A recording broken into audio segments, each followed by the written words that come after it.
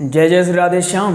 कैसे हैं आप लोग? विश्वास से बहुत ही बेहतर होंगे और आप लोगों का अध्ययन भी बहुत ही कुशल ढंग से चल रहा होगा। तो आइए जानने का प्रयास करेंगे कि आज का प्रसंग क्या है और किस दिशा में जा रहा है। तो आज का प्रसंग है प्रथम दिवस की कथा को कैसे बोलें। हालांकि आज इसका काम नहीं था, ब्लैक बोर्ड का काम आज नहीं था, इसीलिए आज हमने इसको साइड में रख दिया है। क्योंकि आज का जो प्रसंग है, आज आपको केवल और केवल सुनना है और इसे समझने का प्रयास करना है। आज के प्रसंग को अगर आप बेहतरीन ढंग से सुन लेते हैं तो हम मानते हैं कि आपकी तैयारी बहुत अच्छे से हो जाएगी। ठीक है, तो आज का प्रसंग है प्रथम दिवस की कथा को कैसे बोलें। देखिए, अगर आज के प्रसंग को हम एक कहें कि दैट्स योर पिलर्स, तो भी कोई अति संयोक्ति नहीं होगी। ठीक है, क्योंकि ये जो अब प्रसंग हम प्रारंभ कर रहे हैं, यह आपकी तैयारी के स्तंभ हैं। मान लीजिए आपको बहुत ज्ञान है कि मंच पर कैसे बोलना चाहिए, मंच संचालन का बहुत अच्छे से ज्ञान है, संगीत का भी बहुत अच्छे से ज्ञान है, बोलने की कला आपको आती है, आप लोगों को प्रभावित कर लेते हैं। लेकिन आप स्वयं सोचिए, यदि आपको प्रसंग ही नहीं पता होंगे तो आप मंच पर बैठ करके अधिक देर तक नहीं बोल पाएंगे, अधिक देर तक अपनी बात को नहीं कह पाएंगे। क्योंकि प्रत्येक दिन 3 से 4 घंटे आपको समय देना है और लगातार बोलना है, तो ऐसी स्थिति में आपको प्रसंग बहुत महत्वपूर्ण भूमिका निभाते हैं। इसलिए आइए जानने का प्रयास करते हैं प्रसंग को। आज हमारे साथ यहाँ कुछ ऑफलाइन भी स्टूडेंट जुड़े हुए हैं, तो हमने इनको बैठाने का रीज़न ये है ताकि हमें पता चल सके कि ऑनलाइन वालों को और ऑफलाइन वालों को किस तरह से समझ में आ रहा है। ज़्यादा इनको बेटर है कि आपको बेटर है। अब आप लोगों के बीच में एक कंपटीशन है कि ये लोग जो बैठे हुए हैं, ठीक है बेटा, ये लोग जो बैठे हुए हैं और आप लोग जो बैठे हुए हैं, इनके मध्य कंपटीशन होगा कि आखिर कौन बेहतर ढंग से अध्ययन कर पाते हैं। इसलिए नाक न कटाइएगा, ना आप लोग नाक कटाइए, ना ये लोग नाक कटाएंगे। ठीक है, दोनों लोग बेहतर ढंग से सीखेंगे और समझने का प्रयास भी करेंगे। ठीक है, इसको पहले सुनिएगा और फिर लिखने का प्रयास करिएगा। बीच बीच में हम श्लोक भी बताएंगे इसमें, लेकिन क्या है कि श्लोक के साथ साथ आप लोगों को श्लोक हम जब पूरा दिन प्रथम दिवस का पूर्ण हो जाएगा तो अंत में एक मेजर वीडियो बना देंगे, उसी में आपको श्लोक समस्त श्लोक बता देंगे। ठीक है, और वीडियो बहुत लंबी नहीं बनाएंगे, 20 मिनट में जितना आपका हो जाएगा उतना ही रहेगा। ठीक है, कोई प्रॉब्लम नहीं है आप लोगों को। तो चलिए आज के प्रसंग को प्रारंभ करते हैं। इससे पहले आप लोग अगर नए हैं तो सब्सक्राइब कर लीजिए, क्योंकि हम बोलने का रीज़न है कि अगर आप सब्सक्राइब नहीं करेंगे तो वीडियो आपको नहीं मिलेगी, भटकते रहेंगे। इसलिए सब्सक्राइब कर लें और वीडियो को लाइक भी करिए। ठीक है, उस दिन हमने टारगेट 50 लाइक किया था, आप लोगों ने नहीं किया। देखिए, हम अगर कोई आपके लिए लगा है निःशुल्क भाव से, एकदम निस्वार्थ भाव से, तो आपका भी कुछ फर्ज बनता है। ठीक है, सब कुछ निःशुल्क मत लीजिए, है ना। थोड़ा सा अगर आपका लाइक में आपका कोई पैसा नहीं लगता है तो लाइक और कमेंट अवश्य किया करिए। ये हम प्रत्येक दिवस बोलना अच्छा नहीं लगता, लेकिन इससे क्या है, हमारा मोटिवेशन बना रहता है। तो आइए बिना समय को गवाए आज का प्रसंग प्रारंभ करते हैं। ओम नमो भगवते वासुदेवाय। ये हम केवल आपको समझाने के तथ्य से बोलेंगे, ऐसा नहीं कि सीधे जैसे कथा में बोलते हैं सीधे वैसे फ्लो में बोलते जाएं। आपको बारीकी से समझाने का प्रयास करेंगे। ठीक है, तो मान के चलते हैं आज की, हालांकि क्लास पूरा इंट्रोडक्शन में ही चली जाएगी, तो मान के चलते हैं आज आपका प्रथम दिवस है। तो प्रथम दिवस में करते क्या हैं, जो जजमान होते हैं वो व्यास जी को बुलाते हैं। ठीक है, बुलाने ले जाते हैं बैंड बाजे के साथ, संगीत के साथ है, करतल ध्वनियों के साथ है। आप जहाँ भी रुके हों, जिस स्थल में रुके हैं वहाँ से बुलाने ले जाएंगे। ठीक है ना, आप अपने मूल स्थान से तो आ जाएंगे जहाँ पर कथा हो रही, लेकिन जहाँ पर कथा हो रही वहाँ भी आप रुक गए हैं, जैसे जजमान के घर में रुके हैं, तो वहाँ से जो मंच है, व्यासपीठ है, वहाँ से जहाँ पर अभी आप वर्तमान में रुके हुए हैं वहाँ की जो दूरी है, वहाँ पर आपको यज्ञमान बुला कर ले जाएंगे। ठीक है, और सम्मानपूर्वक आपको ले जाएंगे। आप मंच पर जाएंगे और मंच पर जाते ही बैठ नहीं जाना है। हमने हालांकि पहले भी बता दिया है, लेकिन मंच पर जाने से पूर्व आप मंच का विधिवत पूजन करें, व्यासपीठ का पूजन करें, और जो भी आपकी टीम है उनको तिलक लगवाएं, जजमान से तिलक लगवाएं, दक्षिणा उनको दिलवाएं कि इनको दक्षिणा दें। आप व्यासपीठ का पूजन करें, बेहतर ढंग से पूजन करना बेटा। ठीक है, बेहतर ढंग से। आप लोग तो समझ रहे हैं, जो लोग यहाँ रेगुलर रह रहे हैं तो उनको कोई प्रॉब्लम नहीं। आप लोग जो नए हैं, जो पुराने हैं उनको भी समझ में आ गया होगा, लेकिन जो नए हैं उनको थोड़ा प्रॉब्लम होगी। तो व्यासपीठ का विधिवत ढंग से पूजन करें और पूजन करने के बाद प्रणाम करें, आरती करें। आरती करने के पश्चात आप विराजमान हो जाएं। फिर पहले आप एक संक्षिप्त आरती कर लें, उसके बाद फिर आप उसमें विराजमान हो जाएं और अपनी संगीत वाली टीम को कहें कि वे आरती करें। आरती में आप भी सम्मिलित हों और आरती करने के पश्चात आप मंगलाचरण बोलें। मंगलाचरण हम इसमें नहीं बताएंगे, हालांकि हमने एक मंगलाचरण बता दिया है। एक मंगलाचरण हमने और आपके लिए बहुत ही बेहतर मंगलाचरण निर्माण कर दिया है, उसको आपको बनाना है। संक्षिप्त हम उसको थोड़ा छाड़ के एक संक्षिप्त रूप में बना दिए हैं, उसको हम जल्द ही लेकर आएंगे, लेकिन अभी हम प्रसंग को आगे बढ़ाएंगे।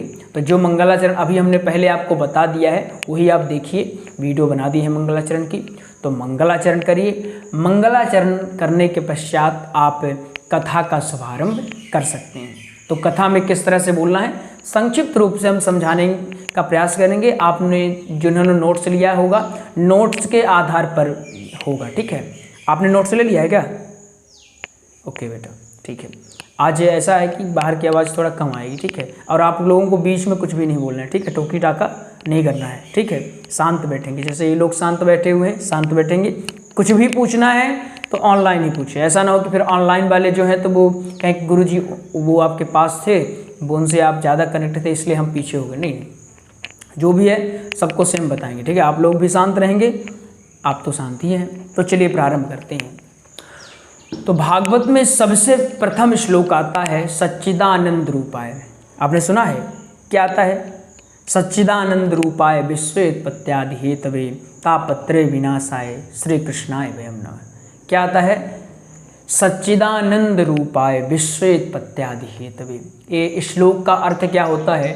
अगर हम इसको ये जाने, इस तथ्य से जाने, या फिर एक कहें तो ये अनुचित नहीं है कि यदि आपने इस श्लोक को ही समझ लिया, सच्चिदानंद रूपाय विश्वोत्पत्त्यादि हेतवे, तो भी कोई अतिशयोक्ति नहीं होगी, ठीक है।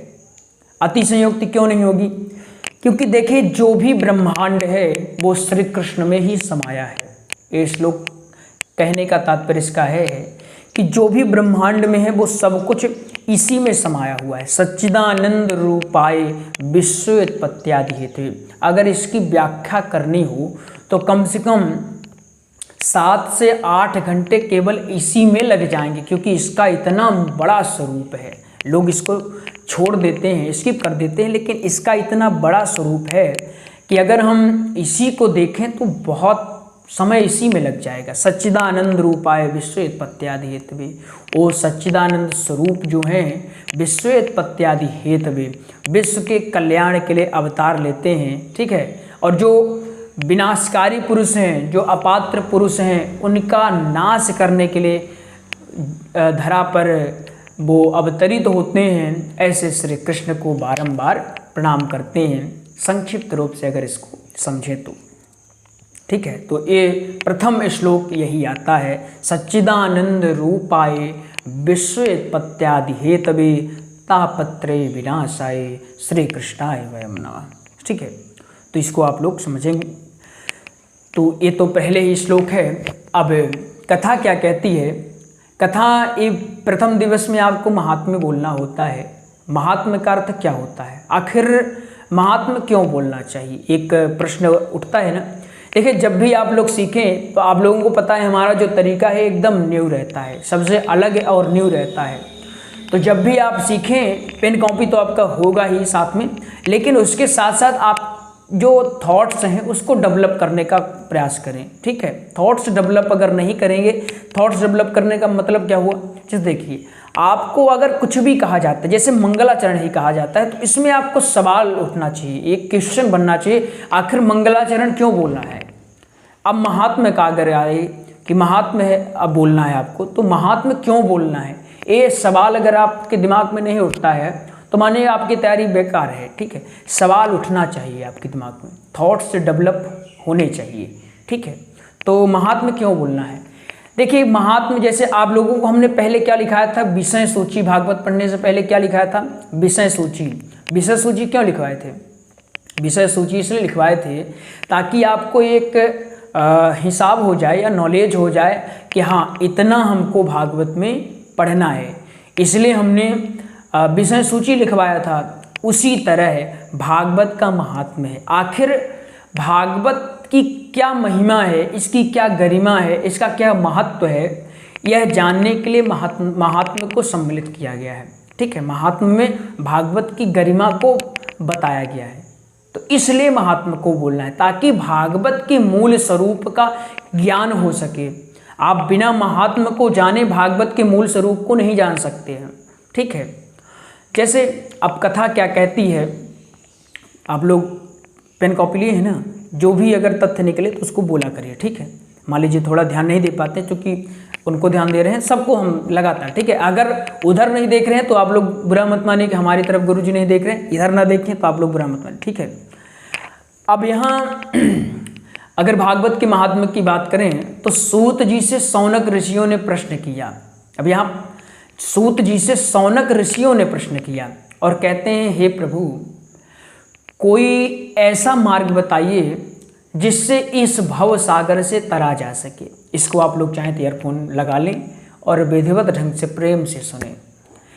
तो सूत जी से शौनक ऋषियों ने कहा कि हे महाराज, आप कोई ऐसा रस या शाश्वत साधन बताइए जिससे इस संसार रूपी माया जाल से तरा जा सके और उस श्री कृष्ण रूपी माया स्वच्छंद के हृदय में लीन होया जा सके, उनके चरण कमलों में लीन होया जा सके, उनकी महिमा को पाया जा सके। संसार जो है, कलयुगी जो संसार रूपी प्राणी है, जो कलयुगी लोग हैं, ये बहुत अधिक लंबी तपस्या नहीं कर सकते हैं महाराज। ये शौनक ऋषि कह रहे हैं सूत जी से कि जो कलयुगी लोग हैं, ये अगर हनुमान जी से वरदान मांगने गए और 1 हफ्ते वरदान पूरा नहीं हुआ तो फिर शंकर जी के पास चले गए, उन्होंने भी नहीं किया तो फिर कहीं और चले गए, देवी माता के पास चले गए, उन्होंने नहीं किया श्री राम जी के पास चले गए, ब्रह्मा जी के पास चले गए। ये जो कलयुगी पुरुष हैं आपके सतयुगी लोगों से बहुत ही भिन्न हैं। अगर इनको तत्काल परिणाम नहीं मिलता है तो ये कहीं और भाग जाते हैं। इसलिए कोई ऐसा सुलभ साधन बताइए, उपयुक्त साधन बताइए जिससे एक कलयुगी लोग भी बहुत आसानी से जिसे प्राप्त भी कर सकें और इस माया जाल से इनका भी उद्धार हो जाए। कोई ऐसा बताइए। देखिए, अगर सत्पुरुषों की बात करें तो सत्पुरुष जो होते हैं वो अपना स्वार्थ कहीं और रख देते हैं, अपना स्वार्थ कहीं भी नहीं देखते हैं।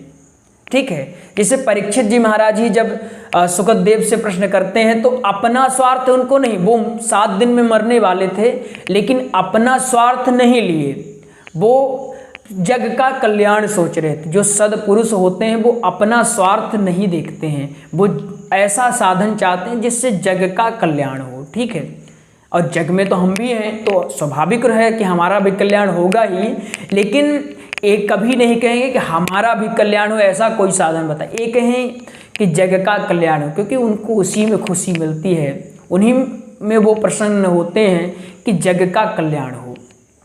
तो शौनक ऋषियों ने प्रश्न किया, कोई ऐसा साधन ही बताएं जिससे जग का कल्याण हो सके। तो सूत जी कहते हैं, एक साधन तो है महाराज, लेकिन है थोड़ा कठिन, इसको कर पाना थोड़ा कठिन है। तो शौनक जी कहते हैं, क्या कोई बहुत बड़ी तपस्या है महाराज कि जिसको कर पाना कठिन है, या किसी ऐसे देवता का पूजन है जो बहुत रुष्ट होने वाला हो? बताइए, क्या ऐसा कोई विधान है कि जिसको कर पाने में बड़ी कठिनाई होती हो? क्या सुबह सुबह नहाना पड़ेगा? क्या जंगल में जाना पड़ेगा? तो सूत जी कहते हैं, अरे नहीं नहीं महाराज, ऐसा कुछ भी नहीं करना है। न तो आपको घर त्यागना है, न तो आपको सांसारी मोह माया त्यागना है, ना तो आपको किसी जंगल में जाना है, ना बहुत लंबी लंबी पूजा करनी है, ना बहुत लंबी दाढ़ी बढ़ानी है, ना बहुत बड़ी तिलक लगाना है, ना चोटियाँ बढ़ानी है। तो शौनक ऋषि कहते हैं, तो क्या करना है महाराज? कहते हैं सूत जी, है तो बहुत सरल उपाय भैया, लेकिन इसको कर पाना बहुत कठिन है। कठिन क्यों कहा उन्होंने? देखिए, जिनका मन नहीं लगता भागवत में, या जिनका प्रेम नहीं है प्रभु के चरणों में, वो 3 घंटे कथा श्रवण करने बैठते तो हैं लेकिन उनका ध्यान कहीं और रहता है। उनका ध्यान भटक रहा होता है। वो कथा पंडाल में नहीं होते हैं, वो कहीं और भटक रहे होते हैं। क्यों भटक रहे होते हैं? क्योंकि उनका ध्यान प्रभु के चरणों में नहीं है।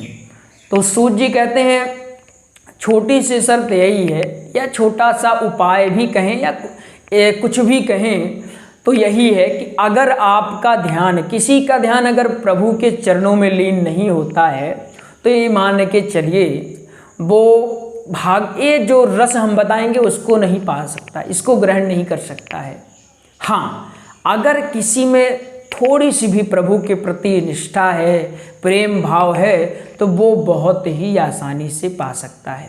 ये जो बातें बता रहे हैं आप इनको बढ़िया से सुनिए, और चाहे तो अपनी नोटबुक में लिख भी लीजिए।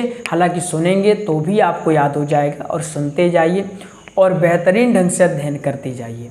हम जो बातें बता रहे हैं इसको आप अच्छे से सुन लीजिए, और इसको एक दो बार अगर सुन लेते हैं, कम से कम इसको ये मानिए कि 3 बार सुनिए, क्योंकि बहुत बड़ी वीडियो इसीलिए नहीं बना रहे हैं ताकि आप याद भी कर पाएँ। और जो बातें बता रहे हैं सब कुछ महत्वपूर्ण है, ठीक है। हम अगर सब कुछ एक शब्द लिखवाने बैठेंगे तो बहुत समय लग जाएगा। इसको आप लोग बढ़िया सुनिए, 1 बार सुनिए, 2 बार, 3 बार, जितनी बार में हो उतनी बार सुनिए और अध्ययन करने का प्रयास करिए, ठीक है। तो सूत जी बताते हैं, तब शौनक जी ऋषियों के मन में बहुत ही उत्सुकता जागृत होती है कि आखिर वो कौन सा साधन है, और इतना सरल साधन है। वाकई में भागवत जो है तो बहुत ही सरल साधन है। यदि प्रभु के चरणों में आपकी लगन है तो बहुत ही सरल साधन है, बहुत ही सरल। आप जब कथा करने बैठेंगे या कथा सुनने बैठेंगे और प्रभु के चरणों में मन लग रहा है, लगा हुआ है, तो 3 घंटे क्या है, अगर 30 घंटे भी कोई कथा करवाएं तो आप लगातार कथा करने पर भी आपको बहुत ही खुशी होगी, थकान कभी महसूस ही नहीं होगी। हाँ, शर्त क्या है, लगन होनी चाहिए। तब शौनक ऋषियों ने उत्सुकतावश पूछा, महाराज बताइए आखिर कौन सा साधन है, शीघ्र बताइए, और उसे कैसे प्राप्त किया जा सकता है वो भी बताइए। तब सूत जी कहते हैं, तब श्रीमद्भागवत महापुराण का नाम लेते हैं। श्रीमद्भागवत महापुराण, जैसे ही सूत जी के मुख से श्रीमद्भागवत महापुराण निकलता है, चारों ओर ठंडी हवाएं चलने लगती हैं। बंजर भूमियों में भी हरी हरी घास उग जाती है। जो पुष्प नहीं फूल रहे तो वो भी फूलने लगते हैं। हरी भरी घास से मैदान खुश हो जाता है, प्रकृति झूमने लगती है, नदियाँ नाचने लगती हैं, सब लोग आनंद में हो जाते हैं। जैसे ही सूत जी के मुख से श्रीमद्भागवत महापुराण निकलता है, तब शौनक ऋषियों ने कहा, शौनक ऋषियों के मन भी अब जो अशांत थे बहुत ही शांत होने लगे। अभी केवल नाम को ही जाना है और जो मन अशांत था वो शांत होने लगा है। ऐसा लगने लगा कि कोई अलौकिक शक्ति आकर के चारों ओर एक प्रकाश पुंज बिखेर रही हो, ऐसा प्रतीत होने लगा। ये है भागवत के नाम की महिमा। तो अब शौनक ऋषि कहते हैं कि कृपया करके इसके बारे में कुछ और हमें बताएं, और भी विस्तार पूर्वक बताएं। तब सूत जी महाराज विस्तार पूर्वक बताने से पहले कहते हैं, आप लोग जाइए, संध्या बंदन करके आइए और भगवान का पूजन करके आइए। इसके पश्चात हम लोग विस्तार पूर्वक सुनेंगे, क्योंकि सूत जी की एक ऐसी आदत है, अगर वो भगवान नाम लेना शुरू हो गए तो जब तक पूरा नहीं हो जाएगा। हालांकि भगवान नाम इतना असीमित है, उसको कोई भी पूर्ण नहीं कर पाता, लेकिन जितनी महिमा ज्ञात है उनको, अगर जब तक वो पूरा नहीं कर लेते तो उनका मन ही नहीं मानता है, वो लगातार करते ही रहते हैं। तो कहते हैं अगर हम शुरू हो गए देखो तो फिर हमारा तो बंद होने वाला नहीं है, इसलिए जो भी क्रियाएं हैं वो शीघ्र कर लीजिए और फिर बैठ जाइए। क्योंकि जो वक्ता होता है, जिसके हृदय में भगवत नाम का प्रेम होता है, वो अगर ढूंढता है, वो श्रोता ढूंढता है। अगर श्रोता मिल गए हैं तो वो कथा सुनाने के लिए तत्पर ही हो जाता है। तो जो वक्ता होते हैं वो श्रोता ढूंढने लगते हैं। इसी प्रकार जो श्रोता होते हैं, वाकई में श्रोता होते हैं। श्रोता और सोता, श्रोता 2 प्रकार के होते हैं। एक श्रोता है, वो सोता है। श्रोता जो होता है वो सुनता है, ध्यानपूर्वक सुनता है, अमल भी करता है। और जो सोता है वो सुनता तो है लेकिन सोता रहता है, वो समझता नहीं है उसको। तो जो वाकई में श्रोता होते हैं वो भी वक्ता ढूंढते रहते हैं कि कहीं से भी वक्ता मिल जाएं और हमें संकीर्तन, हमें प्रभु नाम का चर्चा थोड़ी सी वक्त कान में पड़ गई तो अपने आप को धन्य मान लेते हैं। तो आज के प्रसंग में हमने इतना ही जाना। सच्चिदानंद जो श्लोक है इसके बारे में हमने जाना, और जो सूत जी हैं शौनक जी को किस प्रकार भागवत की महिमा को बता रहे हैं इसको भी हमने आज जाना। कल की प्रसंग में हम जानेंगे कि सूत जी शौनक ऋषियों के आखिर आगे क्या बता रहे हैं, और आगे बताने से पूर्व हम लोग ये भी जानेंगे कि सुखदेव जी महाराज परीक्षित जी को जब कथा श्रवण करवाते हैं तो आखिर क्या क्या घटनाएं होती हैं, इनका संक्षिप्त रूप हम समझने का प्रयास करेंगे। हम थोड़ा थोड़ा समझेंगे ताकि आपको समझ में भी आ जाए। तो एक सूचना और जान लीजिए, कथा अब से आप लोगों का आज तो 10 बजे ही क्लास आएगी, लेकिन अब से आप लोगों का क्लास का जो समय है वो दोपहर 3 बजे हो गया है, ठीक है। इसलिए इसको नोट कर लें, दोपहर 3 बजे से आपकी कथा आएगी, ठीक है। इसमें आपको कोई समस्या हो अगर तो बताइए, तो फिर हम कुछ और बनाएंगे, लेकिन हम मानते हैं 3 बजे बहुत बेहतर है। तो दोपहर 3 बजे से अब आप लोगों की क्लास लगेगी। दिन वही रहेगा, सोमवार, बुधवार और शनिवार। उससे पूर्व भी हम जैसे अन्य दिवसों में भी समय जो मिलता है तो हम और भी तथ्यों को डालने का प्रयास करेंगे, ठीक है। ऐसा नहीं कि और कुछ नहीं डालेंगे, और तथ्य भी हम डालने का प्रयास करेंगे, ठीक है। जैसे कुछ महत्वपूर्ण जानकारियां हैं, कुछ मोटिवेशनल तथ्य हैं या कुछ ज्ञान की बातें हैं, वो हम अलग से डालते रहेंगे। लेकिन पार्ट बाय पार्ट भागवत का जो आएगा वो पार्ट में लिखा रहेगा कि पार्ट 1, पार्ट 2, ये पार्ट 7 जा रहा है तो लिखा रहेगा। तो जो भी बातें अध्ययन करिए, अच्छे से देखिए। एक बार में नहीं आएगा, 2 बार 3 बार जितनी बार हो सके उतनी बार देखिए और समझने का प्रयास करिए। जय जय श्री राधे श्याम।